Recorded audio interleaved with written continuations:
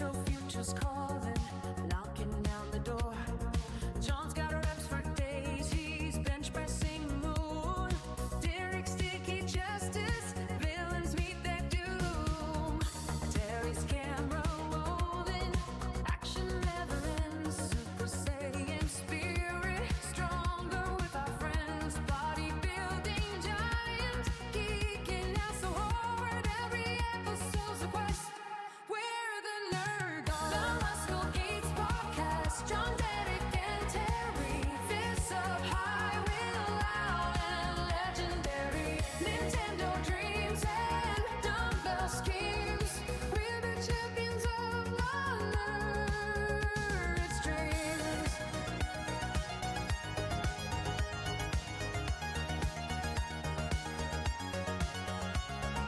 From the arcade to the waiter rack, we're the heroes in the back. Fans unite, the squad's in flight. Power of the nerd herd, Sean and Brad. The Muscle Geeks podcast, John, Derek, and Terry. Fists are high, we're loud and legendary. Nintendo dreams and dumbbell schemes. We're the champions of the nerd's dreams. The Muscle Geeks podcast, John, Derek, and Terry. Fists up high, we're loud and legendary. Nintendo friends and dumbbell schemes. We're the champions of the nerd's dreams.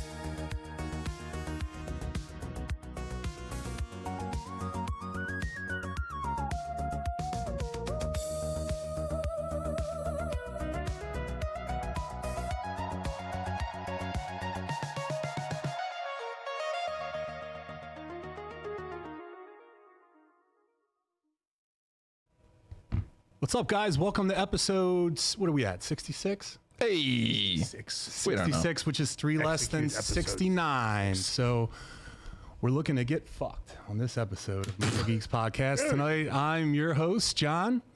And make sure you guys, when you're watching this now, you're watching this later, whenever, hit the subscribe button, hit like this, be in the chat. We're going to respond to the chat, which is Milk Toast. milk toast. Make sure everyone subscribes, and we have a big episode tonight. Tonight, we're talking about stuff and things on the Muscle Geeks podcast. It's the podcast where people with muscle watch nerdy stuff. To my right is co-host Derek. What's up, everybody? Happy to have you. Let's get into some fun top threes tonight. And to his right, Cheer. he's sad today, everyone, so let's cheer him up. It's Terry. Hi, guys. I'm drinking a golden monkey because Spider-Man broke my heart, as did all you fucking people who went to see this movie and said it was great. I'm upset. Stick around for the Muscle Geeks reaction. You'll get 500 Muscle Geeks points for watching. Whoa, that's a lot of points. Hi, We Shannon. didn't agree on the amount of points. We can't be giving them out willy-nilly to these folk. And guess what, guys? We got Noah here today. Yeah. Oh, He's got lights. Noah! Finally, bright Noah. You can see them. All right. You can taste them. So tonight we're doing our top 3 favorite movie plot twists. Oh. So which films had the biggest "I did not see that coming" in the movie? Moment in the movie. So Derek, do you want to go first? Yeah, absolutely. And remember, guys, this is not a draft. Anyone's list can be theirs. Just because I say something that's on yours doesn't mean it goes away.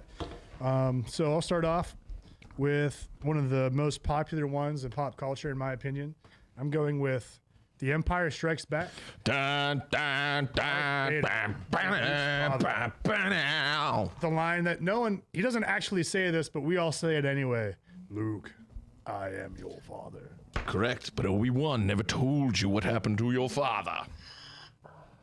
Is that the biggest plot twist in that movie? Yes, what are you going to say, brother, sister? Yeah. You got brother sister kissing? It's also a twist, but I think Darth Vader's cooler. What a twist. Finding out Vader's your dad or kissing your sister, which one's a bigger plot twist? I don't know. Depends how far south you're asking.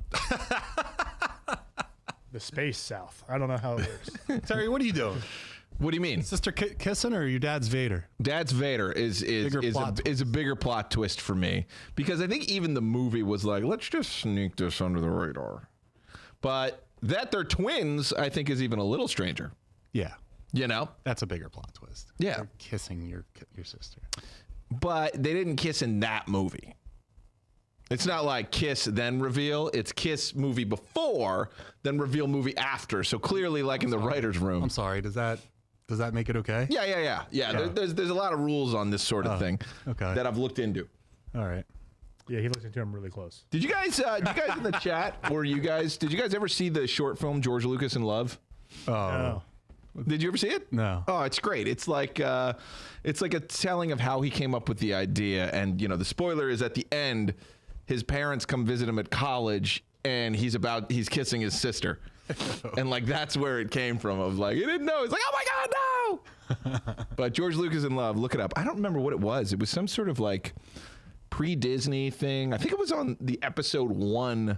I think that it was like a short film added to it. Anyway, it's pretty cool. All right. So when we're talking about biggest plot twists of all time, we mentioned it a couple of times, but I can't not say it, but it's Sixth Sense, obviously. It is the fact that Bruce Willis was dead the whole damn time. Mm-hmm.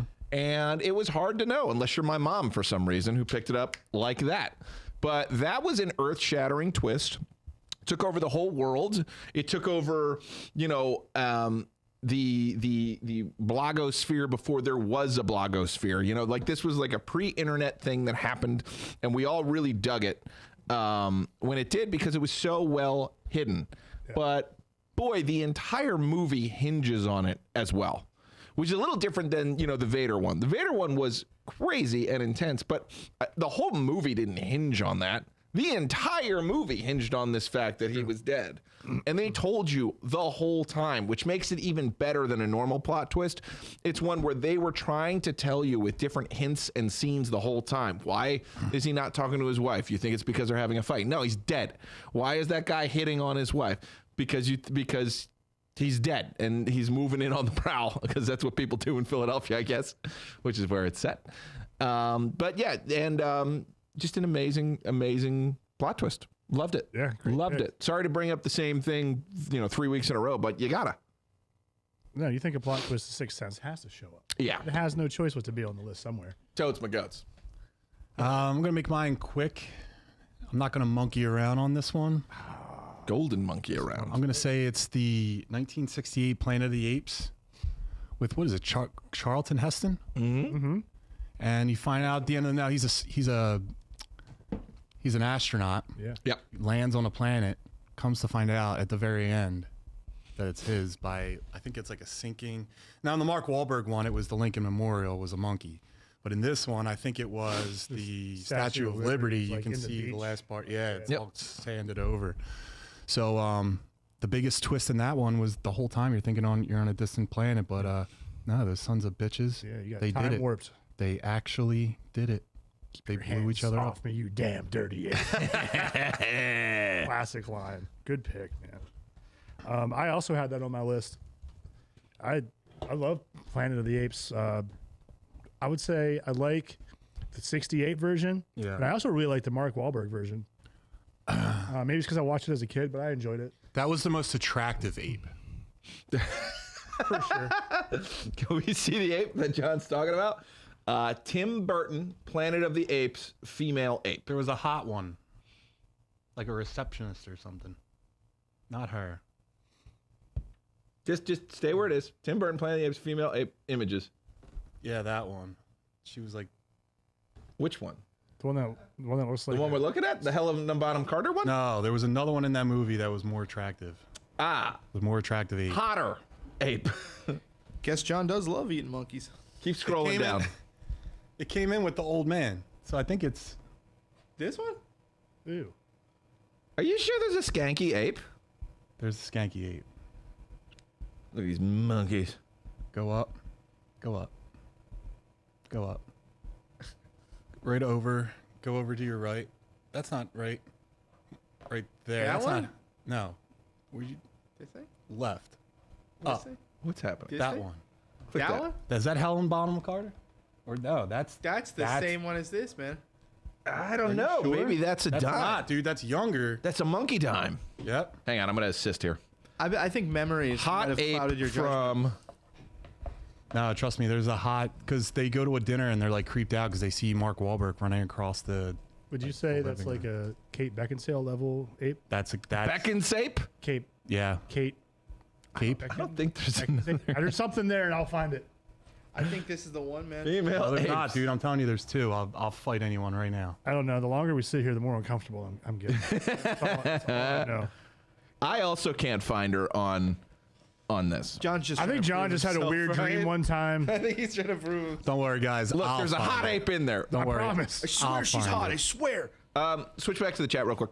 Milk Toast, do you want to do a watch-a-thon with us? Watch-a-thon. Watch-a-thon? A watch-a-thon? That's essentially yeah, what we're there you doing. go. Milk Toast doing?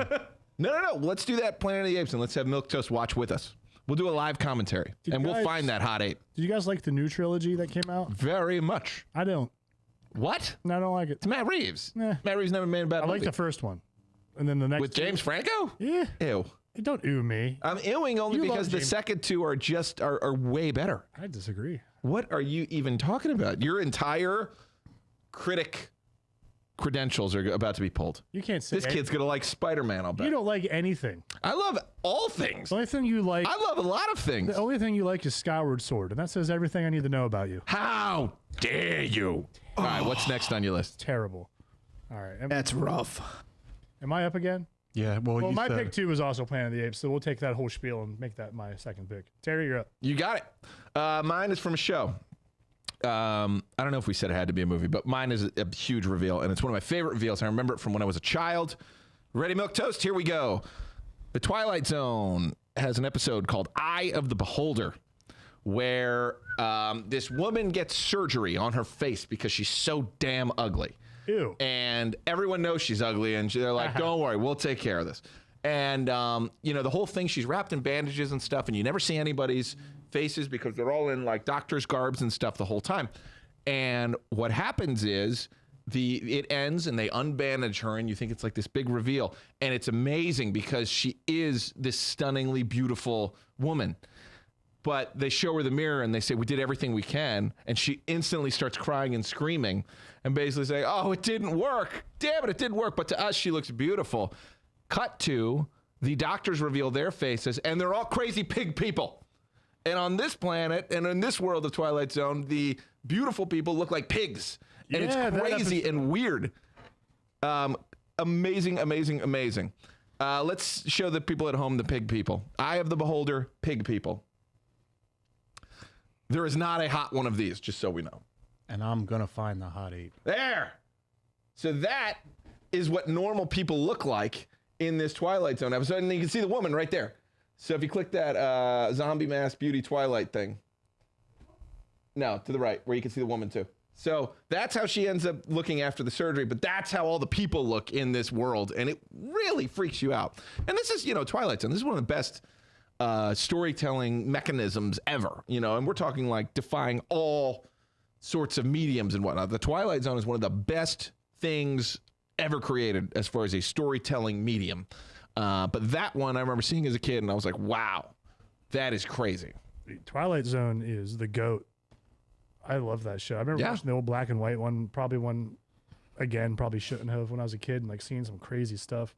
Whole thing written by one guy, Rod Serling, the guy who hosted it and did the Twilight Zone. I forget the one. It's like about. It's almost like a monkey's paw situation. The dude gets like to ask a wish of like the devil. Yeah. And it's like he wishes to be young again. He's this old banker. He wants to be young, but he only wishes to look young. And he starts having a heart attack on the train. Do you remember that one? And he's like, what's going on? And the devil's like, you only wish to appear to be young. Your insides are still that of a 70-year-old man. And he starts like going into cardiac arrest. Oh, I don't know why that one sticks out to me, but I thought that like, oh, what a cool way. that's great. Well, they're all monkey paws. Like that whole series is monkey paws. Yeah. But again, one of like the greatest shows of all time, and I love it. It's a thinker. It's always the fetish edition of Muscle Geeks, my guy. Hi, Angela. Hi, Angela says, oh, look at that. Babe in the chat. She says, Parasite. That's a great movie. It's a good twist too. Good twist. John? John, you're up. How can you go wrong with a cast filled with actors such as Joaquin Phoenix, Bryce Dallas Howard, Adrian Brody, Sigourney Weaver, William Hurt. How can you go wrong? You tell me. You got Peak, whatever the fuck his name is. Shyamalan. Yeah, Shyamalan. local guy. Give shout out to Sham. Love the Sham. But I'm gonna say The Village. Finding out that it wasn't a period piece and that actually it was just people hanging out in the woods. You took my other pick. Oh my God! Two Look in at a you row. two. That's Dun, dun, dun, dun, dun, dun, dun, dun, dun. But yeah, man, I remember seeing that thing in the theater, and it was, I think it was one or the first or second movie right after. My brain's in fog. It's It's okay. all the drugs. It's all right. But it's John's on drugs. I'm on drugs, but it's the one that was soon to be after. I'm a ghost. The Sixth Sense. Yeah. I'm a ghost. I'm a ghost. Was that or like then the one where the Unbreakable? Movie now. Yeah, I'm a ghost. Clip it. Anybody got more drugs for John? It's that fucking Johnny Drugs over here. gabapentin. I'll tell you what, John is going to name all episodes going forward on drugs. This one is definitely called I'm a Ghost. I'm a ghost. And other movies with spoiled.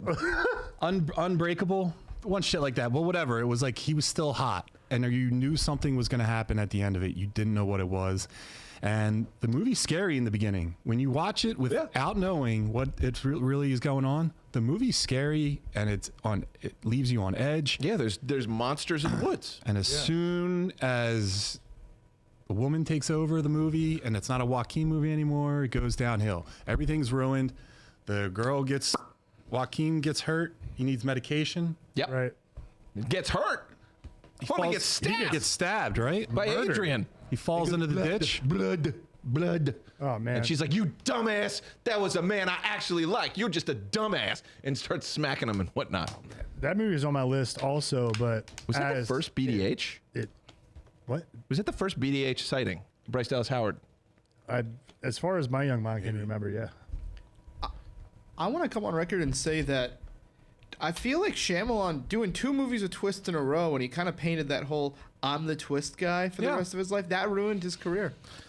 I'm not going to disagree with you. I will say it ruined this movie for sure. The true villain of The Village was us, because we went in with expectations of a twist, and we're looking for the twist the whole time, and we're not enjoying that film for what it is. If you actually watch that with fresh eyes, it's a well-made film. That's it's good. a good film, but we had built it up too much. However, there's no twist in Signs.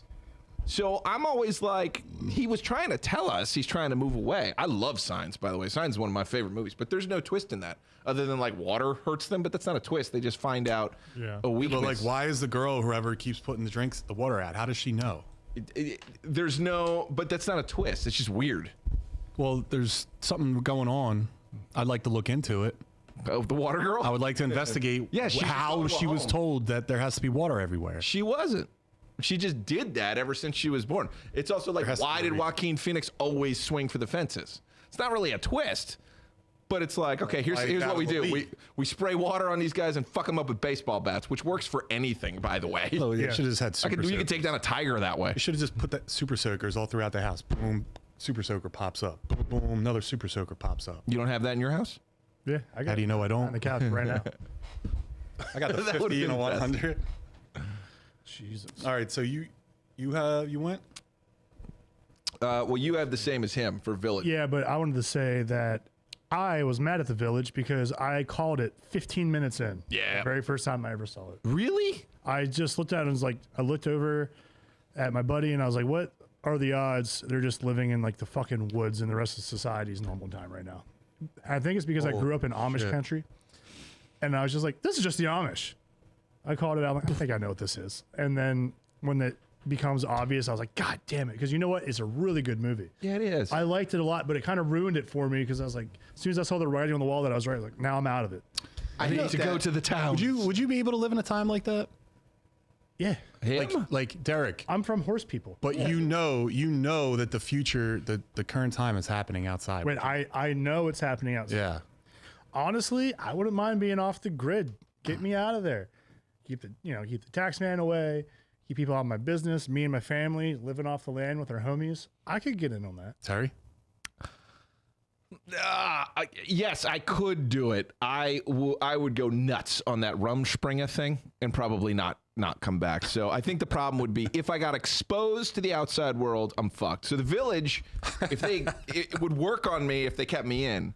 But, you know, if you sent me out there and not a blind girl, I mean, I'm coming back with everything. Rumspringa. I grew up in a town that had Rumspringa. Cool. Let me tell you, it was. Terry finds that costume. Everyone in that town is dead. You'd be at a party, like a barn party out in the woods somewhere. Oh, wait with a minute. buddies, and you know, you'd see like some kids that were like you, but off, different. So you're like, what's wrong? Something in the eyes. They got the crazy eyes. Something Wearing clothes from something's 20 not years right. ago. And then you're like, these are Amish kids when Rumspringa. They just crashed our party, and it was always a little weird. That's cool. Yeah, it was fun though. They're probably the strongest ones too. 'cause Dude, Amish kids I've gotten are into strong. some Amish kids back in the day. They work growing 12 up. hours. You can't beat up an Amish kid. No. I was the strongest kid in my school by far, and I still got. Dude, they just have the farm strength. Yeah. All they do I is mean, work. farm strength's unbeatable. From the time they're little itty bitty baby Amish, they're just working. There's another type of strength that might do it, but it doesn't train. Doesn't need to train. Doesn't need it. And It doesn't need to train. I think both are involved here. We'll just say that. Dude, it's Anyway, a bunch of chromosomes. Oh my God. moving on. Yep. Terry, why don't you talk about something? Sure. I will talk about. Actually, I'm going to talk about another one. There was a pretty good twist, but also I forgot about it. Shutter Island.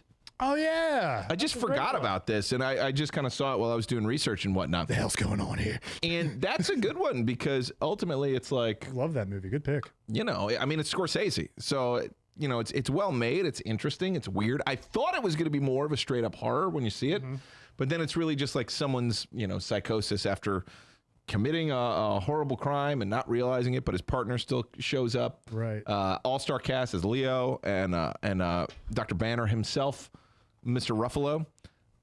Great movie.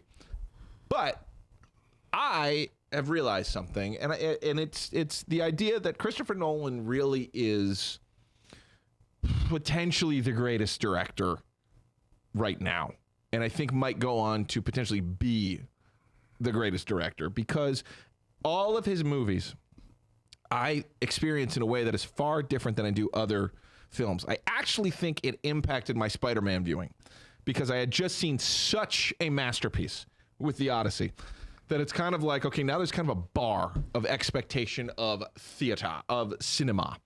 So, right after Batman Begins and before The Dark Knight, Christopher Nolan ventured out to make another movie about magicians called The Prestige with everybody from Batman Begins, but adding in goddamn Wolverine.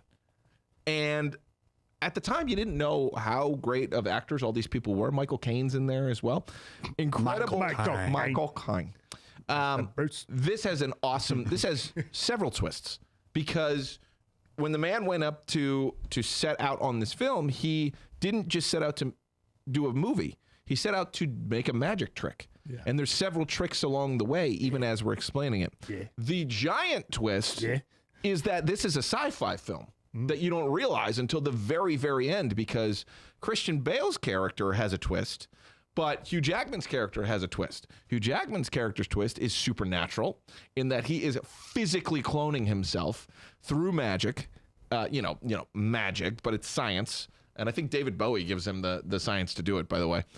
David Bowie's the guy. Yeah, he's got two different eyes in it, and it's neat. But anyway, the idea is like he would clone himself, and then one clone would fall through a trapdoor and die, and the other one would come out. And Hugh Jackman doesn't know which of his consciousness actually does it. Like, it's like a crazy thing. But before that, Christian Bale is pulling this unbeatable trick. And the trick is only done, Michael Caine says, that it can only be done if you have a double. He's like, I've seen this trick 100 times, and you have to have a double. The twist is, not only does Christian Bale have a double, but he's had a double since he was a child that he's kept secret. He has a twin, and they devoted themselves to this magician's life and devoted themselves to only one gets to be out at a time. But then you start putting things together. Why is he having an affair with Scarlett Johansson? One, because you have to. But two, is because there are, in fact, two of them. There are two men in love with different girls trying to make it work. But the craziest part of this twist is, at one point, Christian Bale's finger gets shot off. And that means the other twin, the only way to keep the double act working, he's got to cut off his own finger. Ugh. And wham, his brother does it. And they also have this guy, I think his name's not Borden. Borden is the name of Christian Bale, but there's this helper that they have. And that helper is the other twin the whole time in a disguise. But it's great practical makeup and whatnot, so you can't really tell. But yes, The Prestige is such a good, well-crafted film about magic that it is just a wonderful movie. And the great cosmic twist is that a whole other movie about magicians came out the exact same fucking summer with Edward Norton called... Was it The Illusionist? The Illusionist. Yeah. Just as good. We had two great magician movies come out the same year. Both awesome, both hard to pick, and both with total babes playing the total babe character. Got to get back to that. Nice. Good picks. Thank you. Do you want to go to the chat real fast? What's the Shazam! chat? My name is Michael Klein. What do we thought? Yeah, I am dodging howling mobs who disagree with my views on Spider-Man. Shannon's here. By here, you mean the treadmill. Usual suspects. Good one. Dislike Spider-Man too much. He's dressed like Sandman. Yeah, maybe. Get Out. What was the twist in Get Out? Oh, that they were all white They're people taking over inside the the black bodies. bodies. Plot twist 1. Steven Seagal's character being killed off an executive decision. I didn't see that movie. Planet of the Apes is why we got rid of all the primates. We don't want the competition. Parasite. That was a good twist. Great pick. Yeah. Yeah. That there was another family in there trying to parasite before the original Parasite, and that the main family is a bunch of dirtbags. Is that it? It's been a long time since I... No, the father killed someone. So they put him down in the basement. The original housekeeper's husband. Yeah. And then he kills. They fired her because the other family manipulated themselves in. And then at the end, that father ended up murdering someone. So then he was hiding in there. And the son at the end was going to be, he escaped to be rich so that one day he can buy the house back. But it's just a whole story about, I think it's never going to happen. Well, everybody like being parasitic off of everybody else. Yeah. I need to rewatch that one. That was a good But the big thing was just like when that lady lost her job, you weren't, what is that, wrestling? You weren't aware that there was also a man living in another part of the house. Right. Like stealing. But I liked that how he loved that guy and would like scream and do the headbutt thing when like the guy came home. He's like, it's neat. I'm not making that up. Sure. No, it's real. Plot twist 2. Gandalf's death in Lord of the Rings, Fellowship of the Ring. How's that a plot twist? It's not really a plot twist. When he comes back, it's more of a surprise, I suppose, if you don't know anything about the lore. David Bowie is Tesla. That's right. Fallon? I don't know. All right. Let's move on. My last pick, I'm going to say it was a movie that reinvigorated the horror franchise, the horror genre, and it was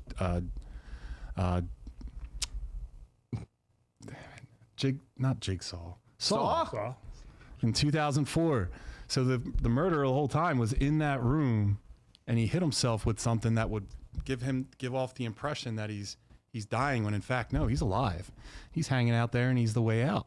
And he just gets the key right off, walks right out, locks the door behind him.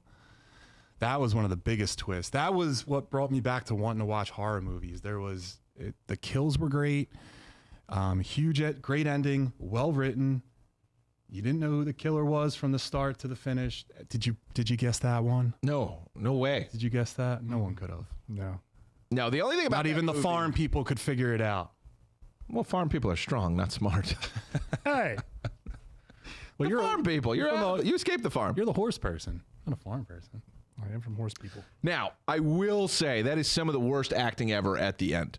When Carrie Elways has spoiler, cut his foot off and says like, I will go and get help for you and like goes to leave or whatever. Like that is just awful acting. It takes me out every time. I start laughing my head off. I cannot believe it's like that dumb. But there's another part that makes me laugh, which is when they're describing the plan, and the guy goes, "We have to follow the rules." And then it cuts to Jigsaw telling him there are rules. Yeah. It's just like a very funny jump cut to me of how that goes together. So I loved that movie, but I was laughing my head off at the end with like, it's just poorly acted, but it's great. The music's great. And I love that the guy wins and outsmarted not only us, but everyone. And also that key was gone in the first 2 seconds of the film. Like they didn't follow the one rule, so it went down the drain. Down the drain. Yeah. Any honorable mentions?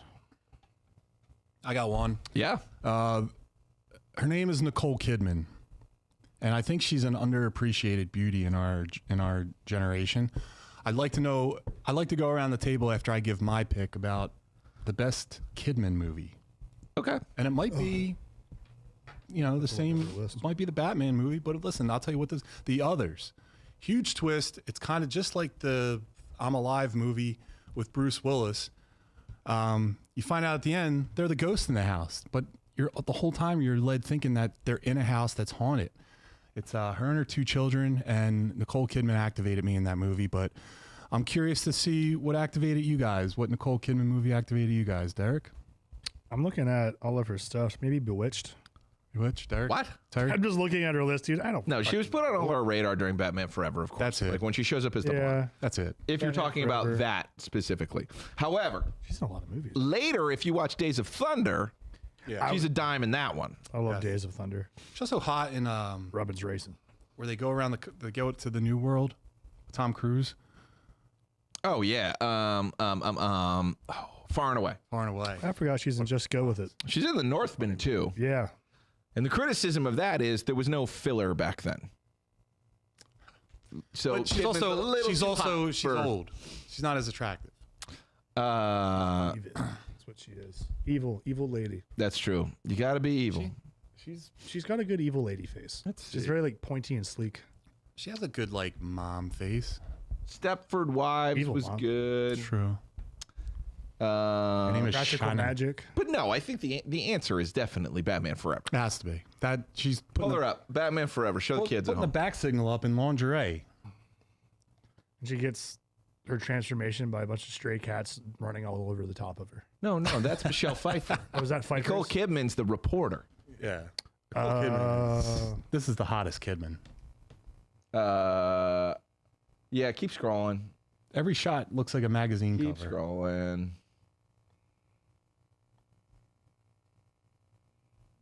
Yeah, she's not Vicky Vale. No. There you go. That Batman Forever meme right in the middle. That's what we're talking about. Dr. Chase Meridian, Yep. who is not a person from the comics. So I hate it. I didn't mind it. That movie had enough problems. Oh, it bothers me. It But, bothers me. That's all I got. Derek, what do you got? I guess it's from a show, not a movie. But I gotta go with one of the biggest plot twists of my youth. That is a new Super Saiyan. When Trunks shows up from the future Yeah. and he goes Super Saiyan. Yeah. Not only is there a new Super Saiyan, he's Vegeta's son from the future. Yeah, but who's his mom, Derek? Who's his mom? Frickin' Bulma. Wow. Yeah. Guys, Just Trunks the way Goku briefs. reacts. His name is basically Pants. that's not the biggest plot hole, though. It's Plot what hole. that Twist. plot twist. twist. The biggest plot twist is what him going to the future or going into the past creates. It creates another You want to talk Dragon? universe that we're now looking into. The original universe, That's right. they were killed by the androids. Yep. That's right. So this creates Gohan's a got fissure. one arm. Go That- on. Tell them, John. That's the Gohan that we were watching on Namek. That's the Gohan that I know. The Gohan that doesn't have to excel because no one's pushing him. He's a weapon. You just have to point him at the thing you want to destroy. He is not the hero of this story. He's not. One arm Gohan putting up that fight was beautiful. Yeah, but I mean, but Trunks, That's the bad future play. Trunks had a rough go of it. He ain't had no Goku, you know, and his dad gets murked too, right? Everyone's dead. Yeah, everyone's dead. It's just Everybody's him dead. and Gohan, and even he loses his master and his best friend Gohan. Yep. He's got nothing left. So his mom builds him a time machine. About one arm to Gohan still gives him the business. Yeah. Is it the same mom that was on a planet already with him that had Dragon Balls that they used to bring everyone back that she knew the whole time? Yeah. I mean, it would have been Why didn't everybody. she send him the fuck to? They couldn't. So get away. the split is the heart attack. Trunks goes back to give Goku medicine I don't so that his think they know heart where doesn't. Dynamic is for a while. Sorry. No, it's okay. But the split is after that. The split is after Frieza. It's when Goku's going to have a heart attack before these androids show up, so nobody's going to be able to do anything. So he comes back just to give him the medicine. And then the second twist is the androids that show up are not the androids that Trunks is scared of. They're two totally different androids Right, that he he doesn't never know even them. knew about. And that's where this shit gets crazy. Because it's a 17-year-old pair of twins that is the ultimate evil, not a Chinese doll-looking fat guy who gets deliciously destroyed by Vegeta in probably the best Vegeta performance. Oh my God. And they were twins. Let me ask you something. This is android like you experience fear. Yeah. I love that line. And Washing He's just machine. standing on his feet. Dude, You're standing on his face. You see his yes. feet. He and just, he's holding just him. leg presses his arms off his body. He's like, oh. That's when you get to starts see trying. Super Vegeta. And Finally. he has some of the best roasts ever. He's like, what's he call him? Like a toaster oven, a washing machine. He just keeps slandering him. It's so funny. yeah, I mean he's good with the stuff even all the way through Getting off track. That all the way saga- through oh. Super Cell, not Perfect Cell. Obviously, that's the difference. With Super Cell, he even just takes one to the face just to see how strong he is, and he's like, "I gave you that one, Oh, that was imperfect. And semi-perfect so. semi-perfect." Clip that for sure. God, The damn, kids it's so love good. That whole Trunks. saga is so good. Even when Giro shows up and like they all split up to go look for him, Yamcha like shows up. But like Yamcha just got trained by King Kai. He's like Ginyu Force level strong. So I was excited to see him. Like, okay, Stronger. like let's watch these Z fighters take care of business and just boom, invincible style, just takes them right through the gut. You remember that? When you play that back, do you think that they're that strong, or they just surprised Yamcha? They're that strong, I think. Well, Yeah, well, surprised. they're Because the If you're Super getting Saiyan level Force Goku strong- wasn't really. Goku was tiring himself out was the problem. He wasn't having a problem with the androids. he was just being a fighting. dumb fighter using the energy on an energy. yeah, but also before they making- went to King Kai once. You know, they went to King Kai once, which equates them to being Namek level strong. None of them would have been able to beat Frieza because Goku no. got all those enhancements and then went Super Saiyan to be able to beat Frieza. So these androids are much stronger than Frieza. I don't know if they're stronger than Frieza. They gotta be because he's They got to don't know go Super anything about Vegeta to Namek. beat him. They don't know anything about Namek though. Right. That's a good point. That's a good point. That's why the Yeah, Super Saiyan why I form didn't know- surprises Giro because they never got the data from when they went to space. Even still, though, those androids are stronger than they're not strong. base level. They're not stronger than Frieza. But the other androids are. 17 and 18 are, but Giro and We give it a goose. I don't know.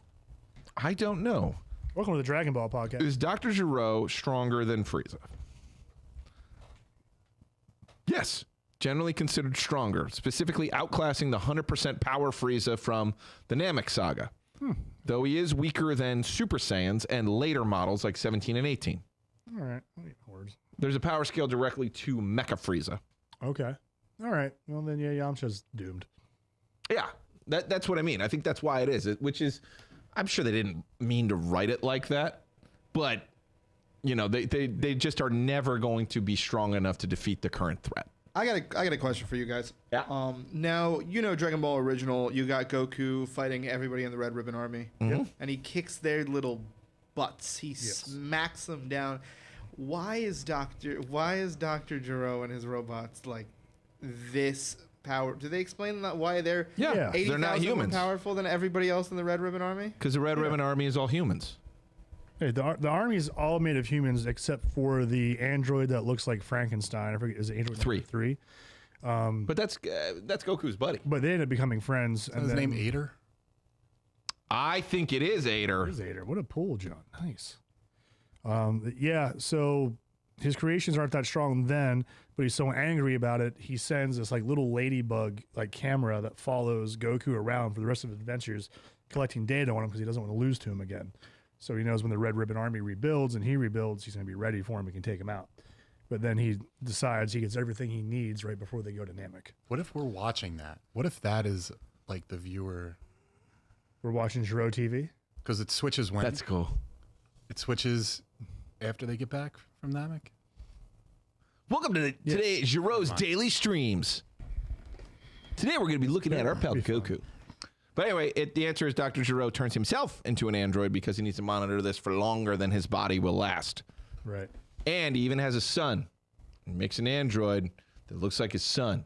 He's got a mohawk with orange hair. Hey, A beautiful little boy. Gohan. Gohan. Let it go. Yes. All right. Next. We are way off topics now. Yeah. Sorry, I where talked were we? about Dragon Ball. That's okay. Those are good shorts. All right, we're going to talk about trailers. Yep. The first full trailer for Street Fighter is finally here, giving us the best look yet at the live-action adaptation. From Jason Momoa as Blanka to Andrew Koji as Ryu. Did this trailer win you over, or are you still not as sold on the Street Fighter movie, Derek? It almost had me and it lost me. You were so freaking close. I haven't been on board with Street Fighter since any of the crap I've seen. It's way too stylized. Yep. They're trying to do everything. It's too cheesy. I get the movie's supposed to have cheese. It's not supposed to be a good movie. This is a B movie with just what's supposed to be A+ production. But I don't see it. But when they show the Blanka back in the cage, like getting pulled on the chains and then rips the guy, electrocutes him like a bug zapper, I was like, oh shit. That's cool. All right. And then it shows him bounce around the cage and doing the sidekick move. And I'm like, okay, all right. And then they zoom in on his face and they make him a surfer bro. And I'm just like, God damn it. All you did was just copy paste Jason Momoa's face onto Blanka and let him talk like a surfer bro. You just ruined it. I was that close to being back on board to checking this movie out. Now I don't care anymore. Is this movie just about Ryu going around collecting heroes? No. Chun-Li is the one going around collecting heroes. She says it in the trailer. That's why they're fighting then. That's why men are fighting. Women's collecting them. I hate this trailer. I've hated all the trailers. You are making a mockery of something that already has good lore. The lore that is in Street Fighter is good enough. It's goofy enough. You don't have to go crazy. They demolished your boy Ken. Oh, Ken's your boy. I'm so mad. And they made him into a clown. This is a movie about like a guy who used to be a big deal and now isn't anymore. So Ryu has to come back and like shake him out of things. But like, shut the fuck up. That has never been Ken. Ken rules. Ken, even when he gets married and has kids, Ken is still that dog. He never stops training. You know, I don't know what we're doing here. We haven't shown Akuma yet either. I mean, we showed him a little bit, but he doesn't seem integral to the story. So is he just going to be like a super boss that's somewhere in this? M. Bison, I love the guy that's playing M. Bison, David Dalshameen or whatever his name is. Daz Malchin. Late Night with the Devil. Watch that movie. Love that movie. He could be doing something, but he's supposed to be an eco-terrorist, and this is supposed to be like a big deal that all of these fighters are getting involved. But now they've got it just being Chun-Li's going around gathering heroes and, you know, saying like, bitch, please, and stuff like that. It's like, this is not who any of the characters are. What are we doing? What are we doing? SummerSlam was this past weekend, and Cody Rhodes came out in a Guile costume. And Did they boo? he didn't get like, it was like a 50-50, but like the way that WWE is leaning into promoting this, I think it's going to backfire more than I previously said it's going to help it. I think it's backfiring now because there's a lot of people fans are like 50-50 on Cody Rhodes, and he's the one that's like showing up at events dressed up like the character. He's into it, and I respect how he's doing like the John Cena's thing. So John Cena would wear a Peacemaker costume everywhere he go. Cody's doing the same shit, and Cody, you just don't believe him as being like an authentic person. Everything he does just seems like made up. Yeah, but also like this version of Guile. It seems The fuck? stupid. He's too small, Why is he commenting on, I saw Ryu throwing a fireball? Bitch, you throw sonic booms. right? What are you talking about? I hate this. I hate everything about this. But what I hate most is I think people are going to love it. I think people are going to love this. I think people are going to turn this into like a TikTok trend type of movie. I think they're all going to go in to watch it. I think they're going to like it more than Mortal Kombat. And I think we're going to get another one of these goddamn movies, and we're going to treat it like it's a success when it's not going to be a success. The only successful piece of visual media from the Street Fighter franchise is that anime. They should have just remade that alpha anime in live action, and you would satisfy everybody. I don't know what's happening anymore, but what I do know is I'm going to hate it, and I bet thousands of people are going to love it. Because it's not challenging or difficult or hard or make you think or make you care about these characters. It's just something to put on while I'm on my phone Tindering at the same time. There you Right? have it. I know you can Two add screen any- viewing. That's what people want now. Perfect. Two-screen viewing. All right. All right, so Marvel has officially found its Emma Frost. Samara Weaving has reportedly been cast as the iconic X-Men mutant, with her debut expected in Marvel Studios' upcoming X-Men reboot. Is she the perfect choice to bring the White Queen to the MCU, or did Marvel make a mistake, Terry? I like it. I like it a lot. This is right down the barrel. Emma Frost has to be beautiful, has to be a blondie, has to have some titties that are out the whole time. Everyone in the movie has to be beautiful. Everyone has to be attractive. Absolutely. But Emma Frost is actually even higher. She's the more attractive of the attractives. Yeah, she has to look in a certain way. Samara Weaving looks that way and can act, and is not American, which is good. Emma Frost is not an American, so her having an accent is very, very important. She's a good damn actress, so I think this is a quality choice of choosing someone who can actually act instead of who is just pretty. And being pretty is an integral to the character. Yes, you have Like, to she be a uses seductress. her feminine wiles to get what she wants, manipulate powerful men, and she's also extremely powerful herself. Well, she does it in two ways, right? She can do it by being a telepath, but the fact that she can also do it without is kind of one of her defining characteristics. Get that shit out of here. Look at her. What's your mutant power? Making a human? Yeah, get that out. Ugh, Look at that thing. disgusting. This is Emma Frost. Emma Frost is not that kind of lady. Now, I'm a little Procreator. interested in the age gap here because this is supposed to go down a path where she seduces Cyclops away from Jean Grey, and they have a legitimate affair, legitimate relationship, and Sadie Sink versus her. I don't know. I think the age. How old am I? How old am I? What do you mean? How old are you? Like in real life? I'm Cyclops. You're Cyclops. Cyclops is supposed to I be got Jean's age. Sadie Sink, and I got Emma Frost, who's older. You're going to go after Emma Frost. Maybe it does After work. that movie I just saw, absolutely I'm going after Emma So maybe Frost. it does work. I'm not telling any of my friends. Maybe it does work. But here's what I'll say. Not mine. This is perfect casting. We finally got some good casting. I have no faith in this movie whatsoever, but that's good casting. That girl can act, and she can pull it off. I wonder if we will see diamond form. I don't really need diamond form, but Have to. it is part of her character, and it actually shuts her telekinesis down. So when there's a sexy diamond lady coming at you, she's not using her mind. You're just attracted to sexy diamond lady. But she's, I mean, yeah, you got to be pretty vindictive to be this character, and pretty eloquent. You know, like think like a James Bond she's the head of the female villain. Hellfire Club. Right. What? She's the head of that English club. Second in command.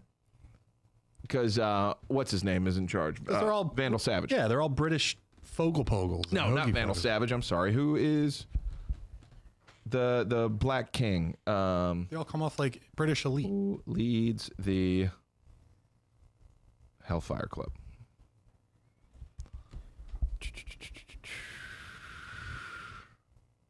Sebastian Shaw. Sebastian Shaw, who was Kevin Bacon. Yeah. Also, they knocked this out of the park last time. Like, the last Emma Frost was pretty good. Oh, They didn't let her do any yeah. psychic shit, but she was well cast, looked right. Yeah, she convinced that Russian general that they were getting it on. Like, remember he's on the bed, like pretending, like he's like, oh, and she's just like sitting in the chair, like talking to. That's my girl. Yeah. She uses sex to her advantage. So well done. I like this. What about you guys? I love it. I like Samara Weaving a lot. I just recently watched Ready or Not, and that movie was really fun. Also, speaking of plot twists, There you go. then you watch that movie? Yeah. I liked the end of that where you're like, oh, they're talking about the supernatural pact with the devil the whole time. Like, okay, sure, it's just rich people doing their shit. And then those fuckers start exploding at the end of the movie. I loved it. I thought that was really cool. And I thought she was wonderful the entire time. So I'm excited to see her in this role. I think she could be like the cunning seductress. She's a great actress. She looks the part. I don't see a downside to this, no matter how old she is. All right. They can have that love affair in like 2 movies from now when he's 23. Yeah, and you won me back on that. You won me back on that because, yeah, you're right. If you are 21 and this chick comes up to you, you got no chance. If you're any age. You got no chance. If you're any age. So more reported X-Men casting news may have surfaced. According to a new rumor, Charles Melton is being eyed to play Beast, while Cailee Spaeny is reportedly set for Rogue in Marvel Studios' upcoming X-Men reboot. If true, what do you think of these choices? Are these the right actors to bring 2 of the franchise's most iconic mutants to the MCU? What do you think, Terry? Can we actually pull those people up? First of all, Milquetoast, they have to go with that plot line. It is integral that Cyclops leaves Jean. Like, integral, because it triggers other things. Yeah. And You don't like, have it's Cable. awesome getting caught in the psychic affair, and it's related to Madeline Pryor and a bunch of other shit. This dude's going to play Beast. That's fine. Okay, cool. I mean, see- they're going to CG him most of it. This is going to probably. be I mean, give him like glasses. this is going to be like a CW show. I don't know if the kid can act, so Yeah, I don't know. the last guy could act. That was Nicholas. What's his name? She's reportedly Yeah. set Yeah, to play Nicholas Hoult did a good Rogue. one. Oh no. So you know what you're doing if you cast a young Rogue like this. You're not getting, and especially in the MCU, Fuck. You know, you're not getting Captain Well, Marvel powers. You're getting. you're not doing. You're not. What this I'm tired says to of me is Kid this Rogue. says. I'm so tired of Yeah. Kid Rogue that's just the emo teen like trying to be Raven. I want to see adult Rogue with Gambit. I want to see the Miss Marvel powerhouse with the quippy lines. Yeah. She's very like charismatic and funny, and she has that southern like charm / fire to her. We don't get that anymore. Every time they do, it's just like a depressed emo teen. Because they're trying to remake the original one in which they fucked up and made Rogue Kitty Pryde. Kitty Pryde is supposed to be the young girl that Wolverine takes in just like Jubilee and helps Right. turn them into people in later X-23. Like, it was never Rogue. It was just in that movie they were like, let's just put these 2 characters together Right. and do that. Like, Rogue, there's never been a young Rogue and Wolverine thing except for in that one friggin' movie and X2. But yeah, I hate that. I hate that, actually. You almost say Kitty Pryde disappeared. This guy. I was waiting the whole time. God, he's been locked and loaded over here. He's been waiting all day. He's been waiting to come in. This is why I'm drinking Yeah. beers, because of John's I'm suffering his buffoonery, as Tommy Lee Jones once said to Jim Carrey on Batman Forever. I have a lot of it. So, speaking a lot of it and whatever, Freddy Krueger could finally be returning to the big screen, but not with just one movie. Reports claim Warner Brothers is eyeing Lee Cronin to direct a new Nightmare on Elm Street, while Paramount is developing a reboot, its own reboot. If both happen, which version are you most or more excited for? Derek? Say that again. I don't know how I feel about Paramount, but They're making 2 different Freddys. but I like some Lee Cronin. I think he could do a great job with that character. Yeah. I want to see some real ambitious, creepy kills and some dreamscapes that are hellish and nightmarish. I think Lee Cronin's definitely the guy for that. Did you watch his Mummy film? Yeah, You did. I loved it. You liked it. I loved it. Okay. I loved it. I didn't see it. No, I was advised horror not to really see it. lends itself nice to Freddy That's what I was Krueger's type thinking. of grossness. Right. He's going to be doing a lot of trippy stuff. I think there's going to be a lot of cool practical things here. Old ladies being like the grandmom in your house, and then you turn around and it's Freddy laughing. Right. Yeah. Just old ladies. Old ladies in horror films, never support them. They're always evil. They're Can't- always like a witch. They're always, Yeah. Those and little kids. they allow the evil to come in. It's gonna burn. Remember that Yeah. that weird angel movie? That movie was fucking awesome. I don't know why more people don't talk about that movie. That ruled.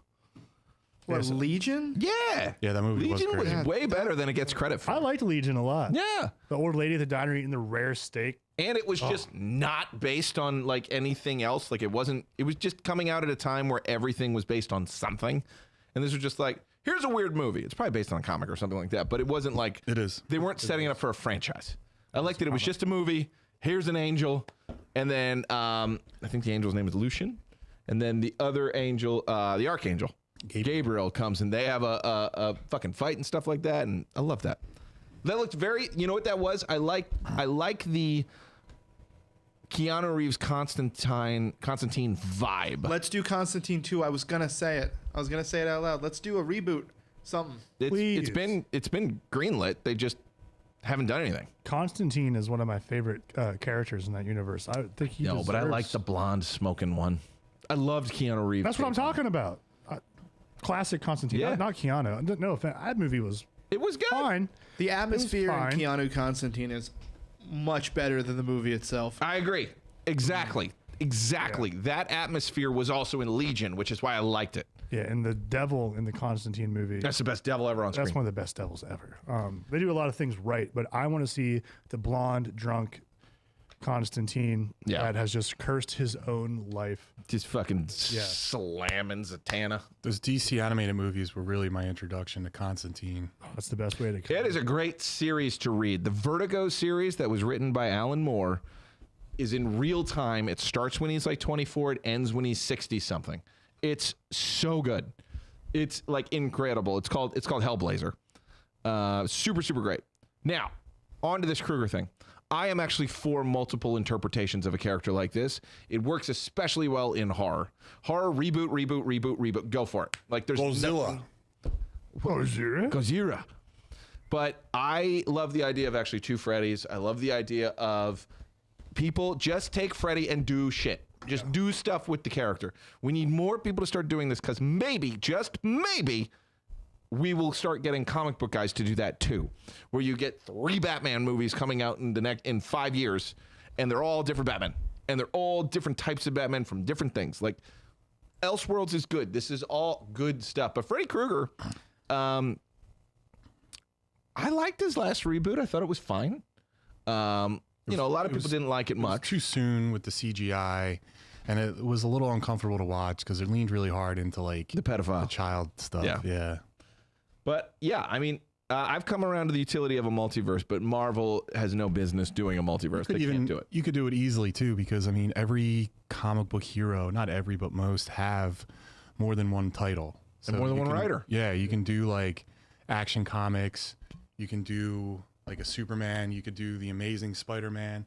Like you can call the movie what it is, and that's how you know which guy's doing it. You know, if you're like Matt Reeves is doing the Batman, you know, then you have like, what's Batman, the Batman Family one? Batman Family? Isn't there? What are the books called? What are the books? Well, there's a couple. There's Batman. There is Detective Comics. Detective Comics. Yeah, that was like everybody else. Yeah, you could do like Detective Comics could be Matt Reeves.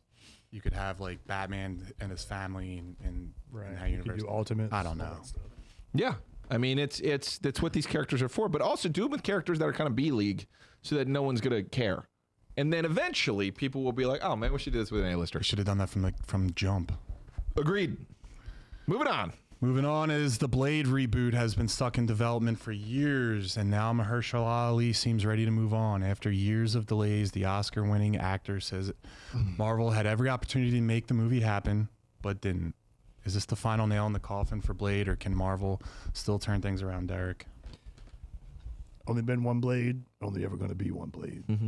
I think Wesley Snipes is probably the only Blade. I don't know why Marvel keeps shutting this down. I don't know. Internet, tell me. I don't know why. But that sucks. I would have been here for it. I think when you have a movie tied into like how Marvel and everything has to connect, I think when they're not quite sure what is going to fit into the next one, or they're course correcting, then some of your movies may or may not fit into that course correction. So I think this is a testament to more like, do they know what they're actually fucking doing, more than like, would this movie have been good or not? Yeah. And it's a shame that this one's not going to happen, even though I still think it's gonna happen.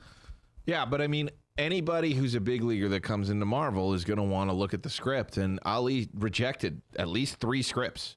So they weren't giving him what he wanted to do, and they weren't giving him something big enough. And remember, it started with him. Mahershala Ali called Kevin Feige after winning the Oscar and said Blade. And then they couldn't come up with a story that he thought was on the level of Blade. Yeah. And, you know, I think there's something to be said about that, but also get some good writers and make the friggin' movie. He's an Oscar winner. Why wouldn't you want an Oscar winner to join your team and do something great? Like, get the damn script done. There's more than one writer in Hollywood. What are we doing? I'd love to see Midnight Take the Suns. best comic run ever of Blade. Get it going. Could you imagine Midnight Suns? I don't. Yes, but I don't. A lot of people talk about Midnight Suns. Like, it's wild to me that people even know about it. Because of the game that came out. I think. Oh, is that what it is? I think that pushed. Because like I would love Midnight Suns. It would be awesome, you know. But and now that we're getting Ghost Rider, it's one step closer. That's what I'm saying. Have Blade be the through line for that. So like how Tony Stark was for the Avengers and like that. Oh, showing up in all the end credit scenes. He's the one that's like recruiting If people. we're getting a new Wolverine, also like Just have him like Just getting off start the motorcycle, putting them all together. saying we got to talk. Hey, we gotta talk. They'll say that one, be like, coming you're up to alive. Johnny There's with vampires. their motorcycles talking. You get Blade. Yeah, I'm a day walker. Look at me. Look at me. Look at me. I'm the daywalker. I'm a vampire. I got Oh. I'm the teeth. leprechaun. Go.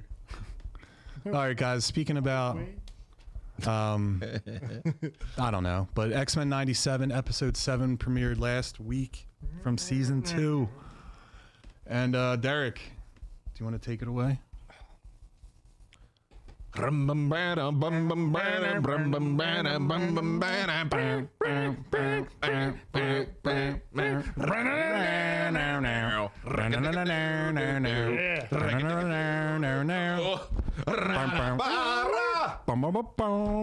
Best theme. Oh, we're done. Best theme song ever. Yeah. So, You know what? Clip that. all right, that as a short. we're back to the Savage Lands now, Yeah.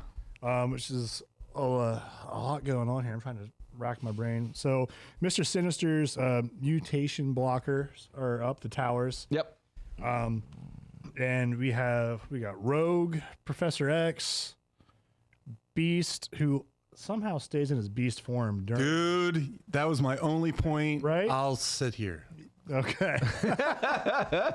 Yeah, I thought it was weird that so Mr. Sinister's, if you didn't know this, he basically rules the Savage Land, and he has these towers that shoot out these frequencies that block your mutations from activating. So I don't know why Beast was still in his Beast form. That kind of threw me off. I thought we would just see a regular Hank McCoy, but whatever. That's like my one thing. And Nightcrawler. Yeah, same with Nightcrawler too. I think secondary mutations, like it doesn't affect. Yeah, it's not a cosmetic thing, maybe. I don't know. No powers. I don't know. They can't make you handsome, but They're both pretty handsome animals. they are. They are. You say he's a sexy beast. Yeah. Um, Extremely. sorry, I'll see myself out. But I lost track because I'm thinking about. They're flying Savage Savage Land. Land. Savage Land. They got to go rescue. They're on a rescue mission, and Bishop and Polaris, yeah. who I said we're gonna bang, end up right on top of Yeah, each other after sure that. do. And I'm like, here we go. Let's get some Bishop Polaris lovemaking on Disney Channel. They go in there, and there's this whole thing because there's a mission to go into the Savage Land because they got to go get Sabretooth's son, Graydon Creed, That's what it was. rescued from the acolytes. So this, we ram bam jam in here because all of a sudden, oh shit, we start this off with Colossus losing his sister, which fuck, Magic. Ileana! Yes. No. Yeah, We Magic's get such a a cool no, character. which is always great. Ileana!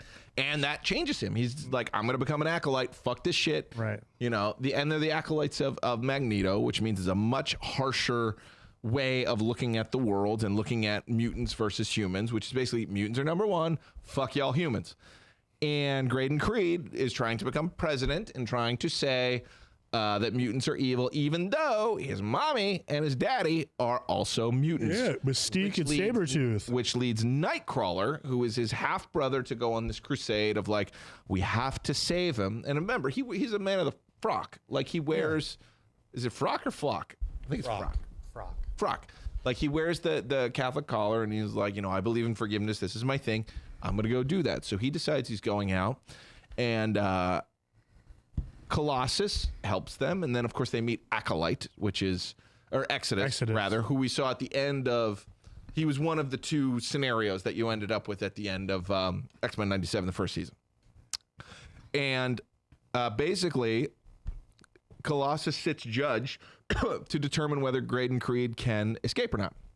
And, Exodus goes in and basically has a hate-spewed speech, but, all the mutants are on his side because fuck that guy. He's saying, like, if I become president, I will get rid of the mutants. I'll give them inhibitor chips, the whole 9 yards. And then Nightcrawler is trying to appeal to the other side and does it very effectively. However, that doesn't go well, and they decide, to shoot him. Like, fuck it, we're gonna kill him. Yeah, before Colossus can even make his ruling, Correct. Exodus is just like, no, I will not let this happen, and just attacks Colossus. And nobody can do anything about it because they don't have powers. But then we get Bishop and we get Polaris riding. Not each other. Riding dinosaurs and with pistols taking out the tower so that we're able to make the great escape. However, during this, we have an amazing Nightcrawler moment where Nightcrawler, a religious person who just stuck his neck out and tried to save this man and say everything he could for his half-brother, gets double-crossed because ultimately Graydon Creed gets a gun. Yeah. And takes a shot off. And Nightcrawler's like, no, you had a chance. Now I'm going to teleport you into the middle of nowhere and leave you there. So, like, it's a great Nightcrawler episode. I love Nightcrawler episodes. I like that he goes with his on guard and then takes out his thing. I like that he is a man who really does think some people can be redeemed no matter what. I like that from, like, a religious standpoint. But I also like that, you wronged me. I stuck my neck out for you and you wronged me. Now I'm taking you out here. And then basically pulls a Batman Begins. I'm not going to kill you, but I don't have to save you either. Which is the best way to treat your enemies if you're a God-fearing person. I don't know. I can't remember back in the animated series if they ever admitted that Nightcrawler's mom is Mystique. They did. They do. They did? Yeah. Yep. And that Rogue is also... I don't remember the Rogue one, but I do Rogue- remember Mystique and Destiny having a discussion about Rogue in an episode. It is acknowledged. I think that's what it that is. Rogue is also a sibling. Because I think there was a part... Well, Rogue was adopted, though. Right? Yeah, but there's an episode with Mystique and Destiny There was for sure. A young Rogue is working with her mom, and that's when she's running away, and Captain Marvel shows up, and she does the old whammy on her, but inherits her powers because she's on her for too long. But she's like over 18 when she does that. Because it fucks up Miss Marvel. Yeah. I don't remember all of it. Yeah, Rogue holds on to Miss Marvel for too Well, it's long. cool that they leaned into it. Yes, it's very cool. However, like, yeah, that's tough when a Creed is something you feel bad for him because it's like, oh yeah, And all these, he was also abandoned by his mother, but left with fucking Sabretooth. Raised by it shows you the bad side of the mutants. Like, not only humans are doing that with, like, they're churning away their children when they're mutants, but also mutants are now turning away their kids. Right. So he gives that speech about how he was waiting until he was 13 for his powers to show up so he could be who his father wanted him to be. And when he wasn't, all hell broke loose. He had to, I would turn away Clark if he wasn't in the weightlifting. I would put that puppy right in the woods with a bag of water. No, you wouldn't. How dare you? Great episode. Thought it was a great episode. Obviously, we're still not back to the level of episode 4 with the whole apocalypse thing, but how do you? Yeah. I don't know. The end of this episode showed the cards from Gambit, and everyone's like, how? Yeah. So, like, it's coming back around. We're going I to saw the trailer. It's going to be... cannot wait for death. Yeah, but I'm a little more excited for Onslaught. Of like, man, Is that guy- on? Who's the guy he's very strong. He fought... Strong guy? No, not strong guy. He's the leader of the acolytes. Exodus. Yeah, so his outfit kind of reminds me of... Of Onslaught? Yeah. Is there anything with that? I don't think I don't think so. I don't think he's correlated to him. The back things that shoot out look like Onslaughts. Really? No, I don't remember. I don't remember them being correlated, but it doesn't mean I'm right because All right. comics are deep and ever going, so I might be wrong somewhere. You know. X-Men 97. But also, doesn't Exodus just die from getting shot? He's like supposed to be an all-powerful mutant. He's at least alpha level. That's what I'm talking about. That's why you can take Storm out easily if you just have a little bit of power. Literally, I watched a movie where the Punisher was able to stand up to the Hulk. You don't think I can't stand up to Storm? No, because I think she'll get you with her feminine wiles, and then Well, that's that'll be true. it. I'll pop her. What are you going to attack Storm with? A gun. What do you mean? Desert Boom. Eagle. Pow. 50 caliber. Yeah, what do I 50 need? caliber beat. Probably take her out. Dude, you pull a trigger, that's a lot faster than you're like, winds of Zulu. You could snipe her. John can kill anyone if he's got enough time to prepare. And enough John just needs prep time. John just needs prep time. No, I need the other character to have none. That's how I'll be successful. Not that I need time to prepare, but they cannot have any time to prepare. Right. You're just, And they can't be bulletproof. well, if they are, I'll drop acid on you.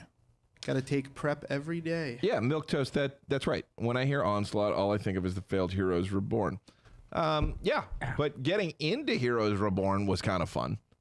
That's what Onslaught did, and then obviously he was a rebooter, much like Cable is. Whenever Cable shows up in comics, it means something big's gonna happen. Dude, you know what we didn't talk about? When the Apocalypse thing, do you remember seeing the Watcher in the background? Yes. That was so I loved fucking that. cool. This show is so ripe with There's Easter eggs. They said nothing. Yeah. Nothing about it. He was just boom. He was there, and you're like, oh, this is Because he's the big deal. Watcher. He's not supposed to. So cool. I wish they did that. They should do that in the MCU. Maybe they will. Maybe they will. Feige. Yeah, I'm not trusting Feige right now, though. Congratulations on your $1 billion. All right, let's keep moving. Well, what's moving would be the Spider-Man. All right. I'm leaving. I didn't watch it, but you can watch these guys get us a lot of views in the next week. Yep. All right. I'm going to step out. And are you going to come back? Yeah. All right. Where are you going? My back hurts. It's just me. Everyone's trying to distance themselves from me because they know how upset I am about this movie. So I put a post out.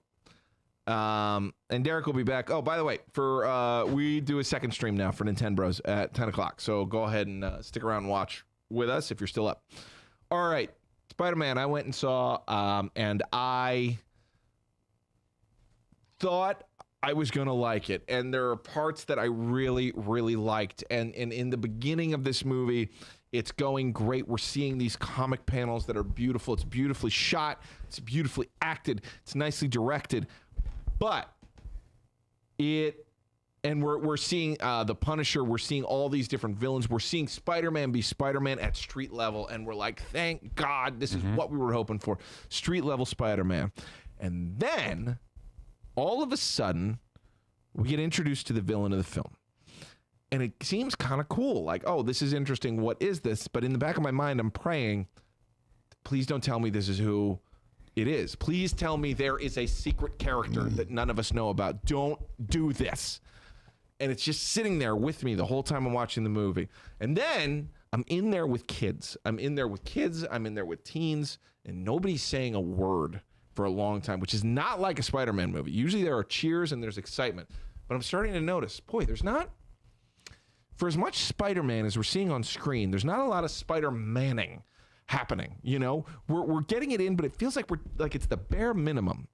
Feels like we're spending a lot of time with Peter, which is also cool. But then we're focusing on this other plot line, which is, my friends forgot about me or whatever, and that he's dealing with it. But then we start to get the first twist that I'm on edge with, because it's like, okay, shit, this is a movie about Spider-Man being sad, and that is manifesting in him becoming not the other, not Man-Spider like we all hoped, not this horror movie that we were all looking forward to, but you are losing your humanity when you get more Spider in there. And now it becomes, okay, I got to reduce Spider because I'm sad and overworked.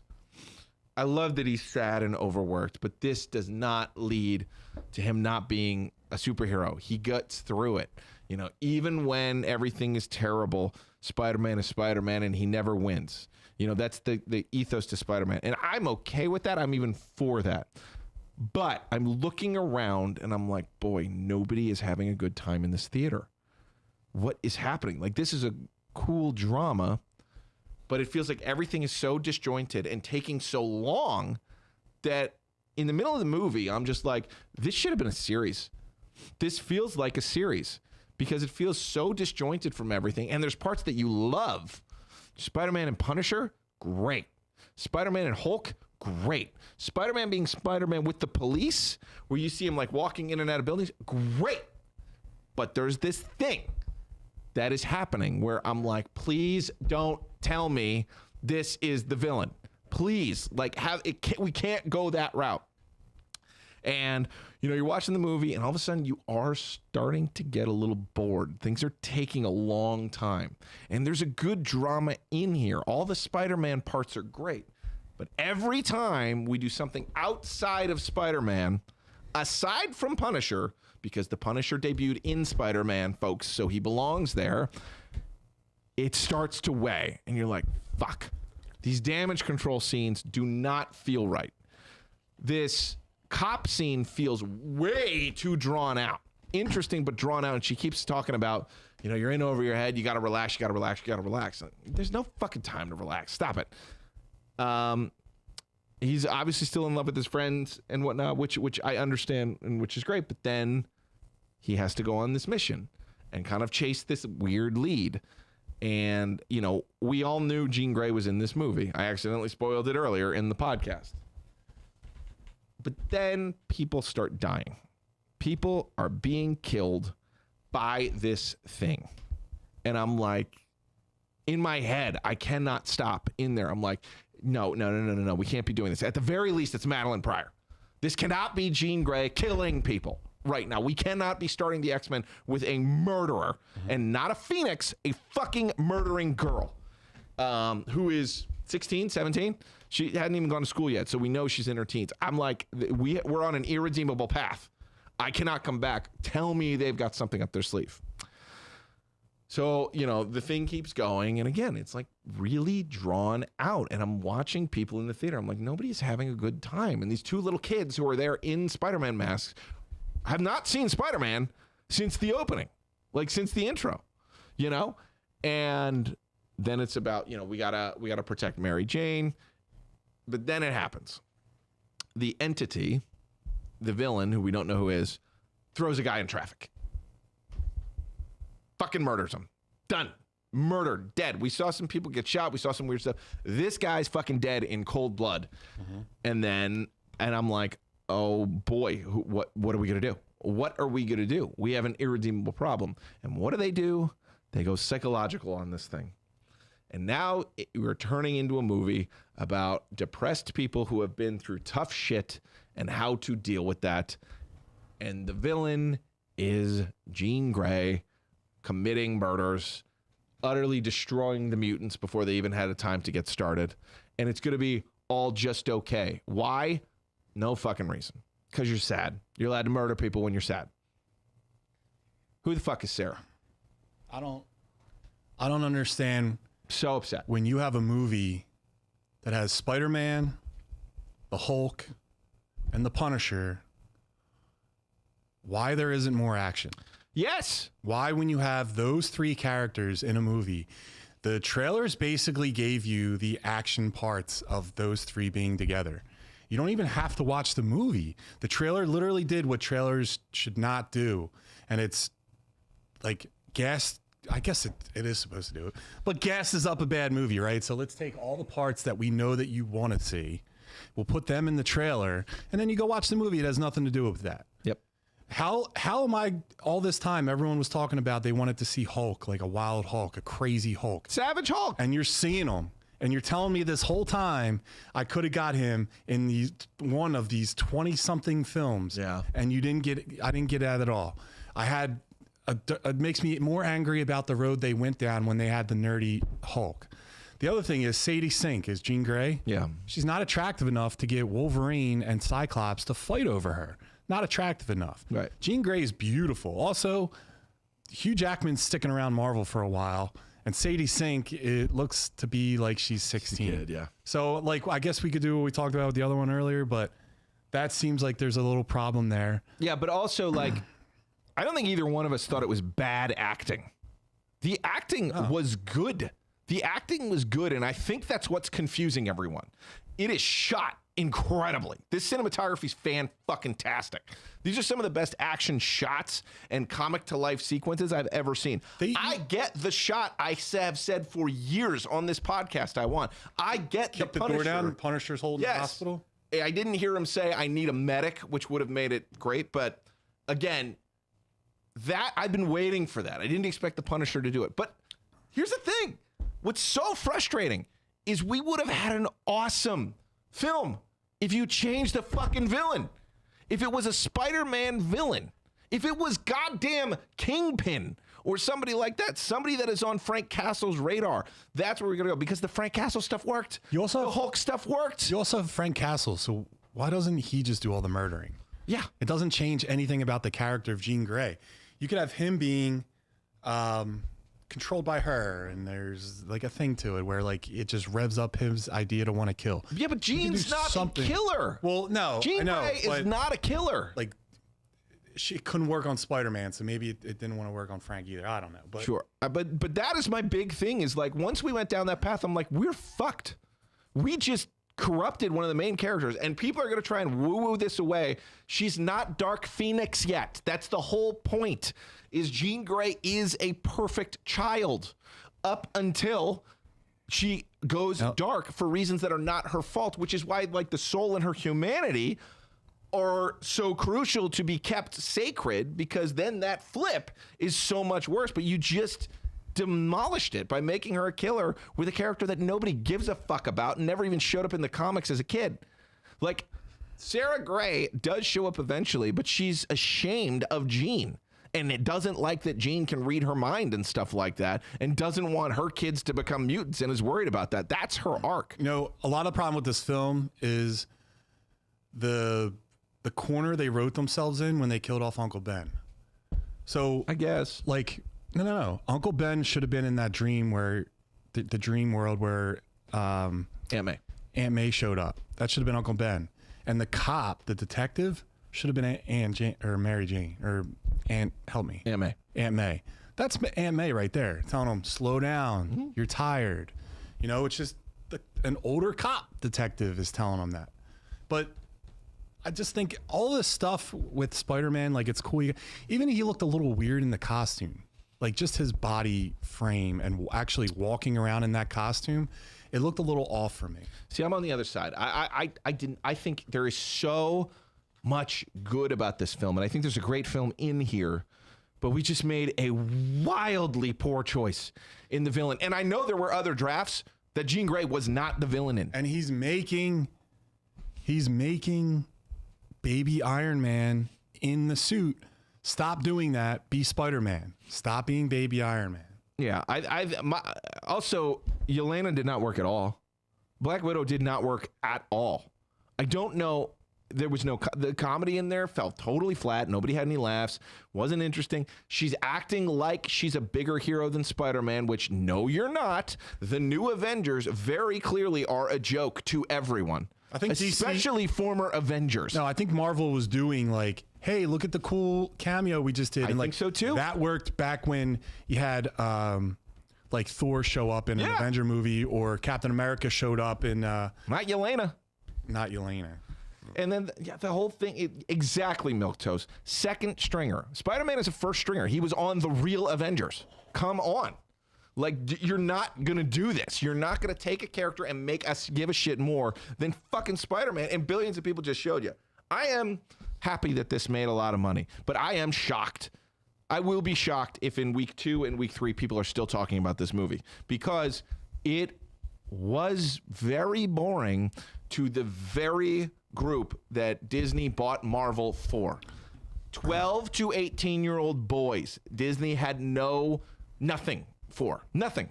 And that is why they bought Marvel. And this movie does not appeal to 12 to 18-year-old boys. It appeals to 32-year-old women. Yeah, true. I mean, what I was telling you when we got in here, I think the comic book writers and the movie writers are no longer writing for us.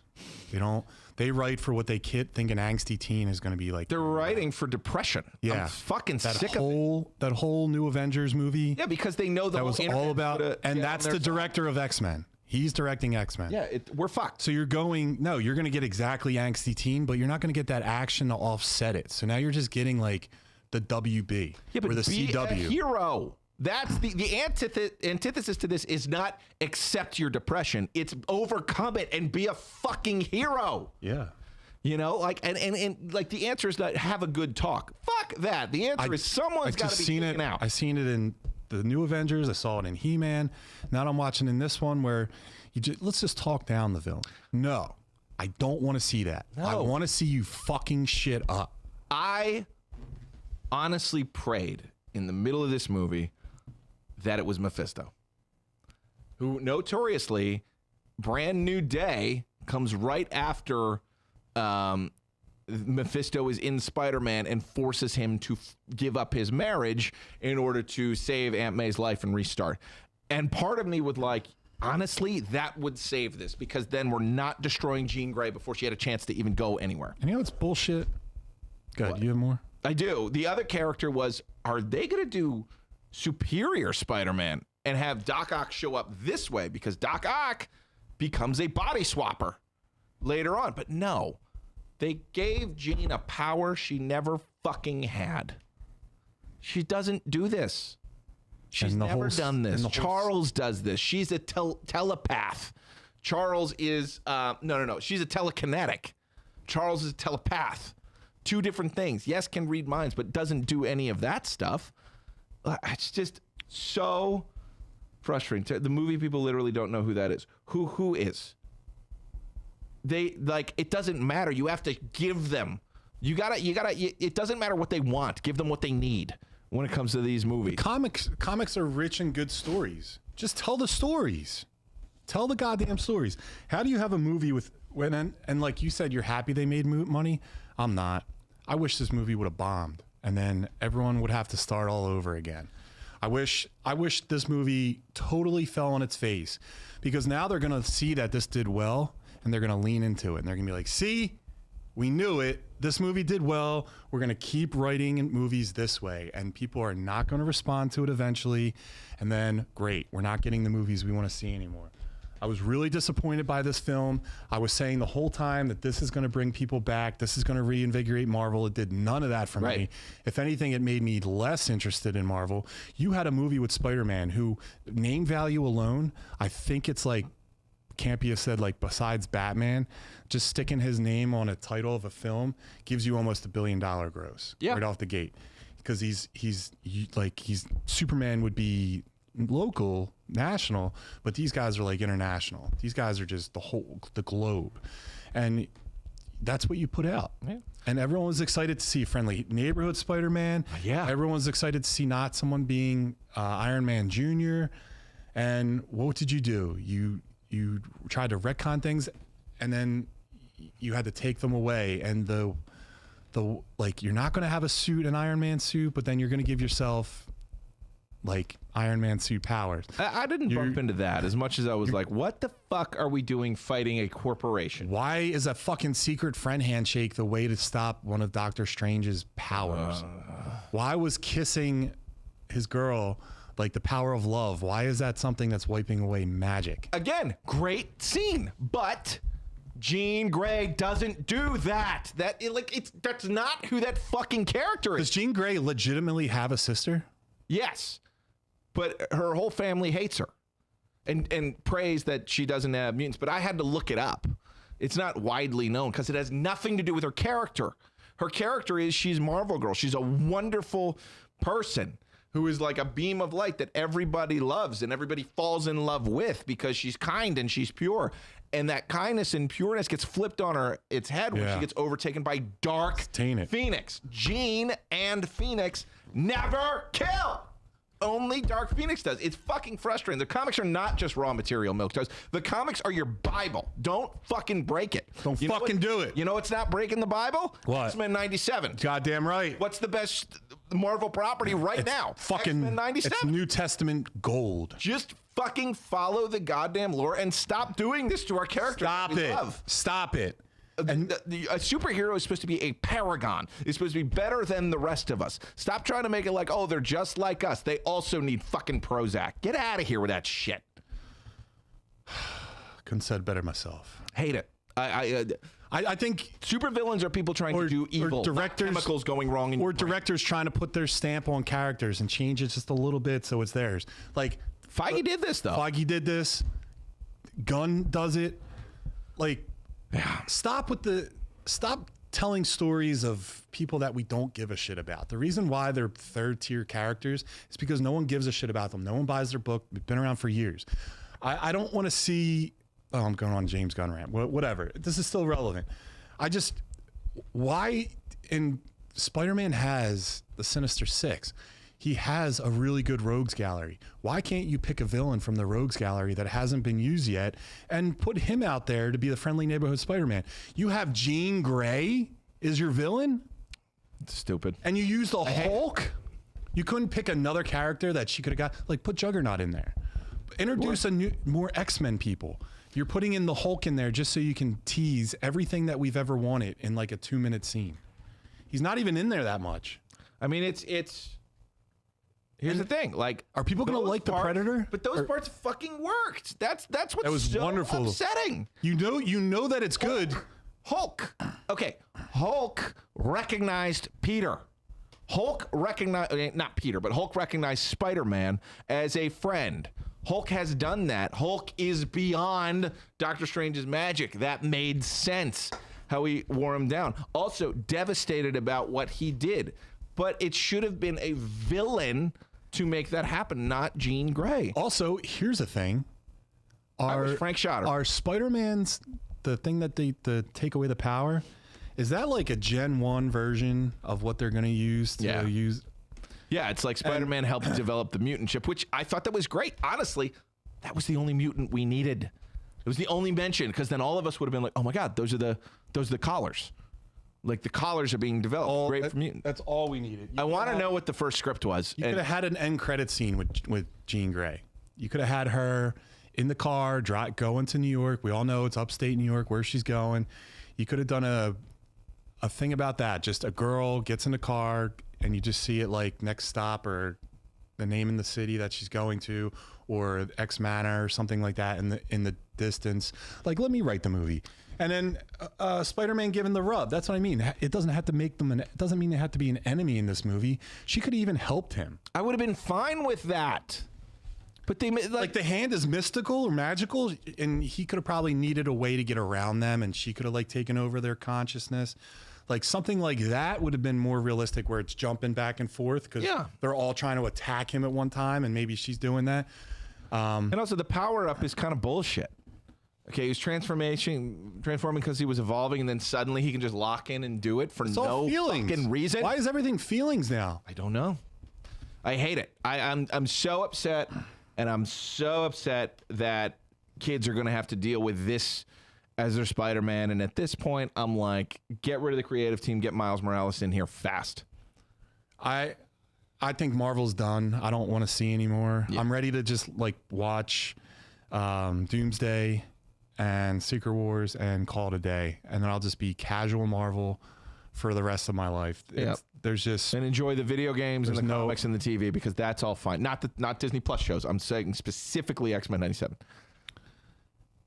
Yeah, and I'll just buy omnibuses, and it's cheaper. Yeah, I'm done. I'm out on Marvel. I will only see the big films, but I don't believe they're ever going to recover and be what they were during that first generation, and they will lose.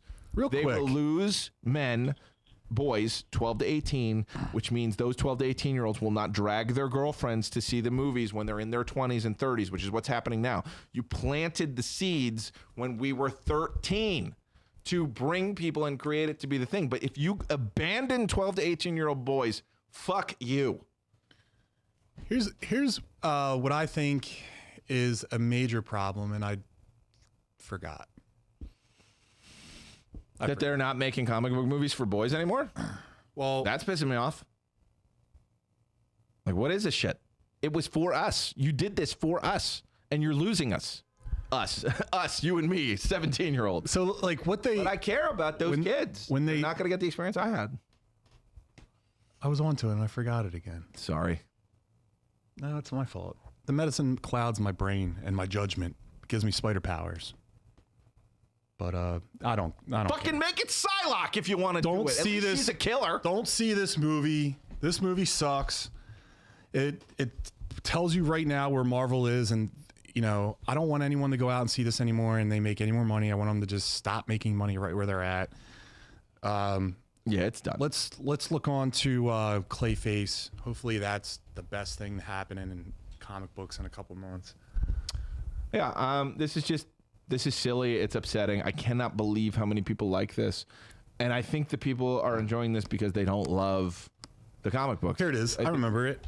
When I was watching the show, when I was watching the movie, I was thinking, man, Phase 1 Marvel was not this bad or was so No. great. But then I look back and like Phase 1 Marvel, what was in it? What do you mean? Their movies aren't that good. Captain America, Iron Man 2. Iron Man 2 is not good. Iron Man 2 is better than that. Iron Man 2 is debatable if it's better than that. Okay, fine. But The Iron Man movies alone aren't good. But none of them are supposed to good. be. That's the thing. They were just B movies that turned themselves into A movies by knowing their source material. Only the first, Iron Man 3 was pretty rough. it was bad. And That's not in Phase 1. And Iron Man 2 was bad. No. The original Iron Man's great. Thor 2 was bad. Thor 4 was bad. Thor 2 or 1 and 3 are okay. No, Thor Yeah. 3 is good. It's okay. Thor 3 is good. You're crazy. Thor Well, 1 it Thor wasn't 1 even is in good, Phase too. 1 anyway, right? Right. Thor, Cap, Thor. It ends with Avengers. And the Hulk. Yeah. Incredible Hulk, which I They're- like. they're I not don't know that why great. people don't like. You got what? 2 out of 3 that are good? Yeah, but they're good stories. None of the stories are offensive. This is offensive. Yeah. But also, what and the I always the think that, saddest like, thing is maybe- there's a great movie in there. You always just think- got to edit it out and change the villain. Try to think like, are we looking at it with like rose colored glasses where we're like, No, back then the MCU was great, but really, if you watch it today with this, the formula that that we were complaining about then is the formula that was in the Odyssey. Guy goes on mission, saves lady, and does it the right way as a righteous masculine man. I'm not saying that it all has to be that way, but you do have to have fucking heroes. Have people be heroes in this stuff. You know, that's what we all signed up for. But we're watching it play out. We're watching. There is still an audience for good films like The Odyssey, thank God. But we have a bunch of brain dead, emotional zombies going to see this shit. So we're always going to have both. But all we have now is Nolan. Nolan's the reason we all fell in love with comic book movies, by the way, was not Marvel. It was the Batman trilogy. They created a serious as a heart attack couple of Batman films that were films, proper films by a great director. And we stopped doing that, and it just became Marvelized of like one super producer with everything connected is more fun. Because it's a fucking theme park. Because ultimately, Martin Scorsese was right. This is not cinema. This is an amusement park. you can have comic book movies without characters in it. It's easy to explain people being off world or something. But it's also why you have to fire James Gunn now. Because you have to get serious filmmakers in DC only.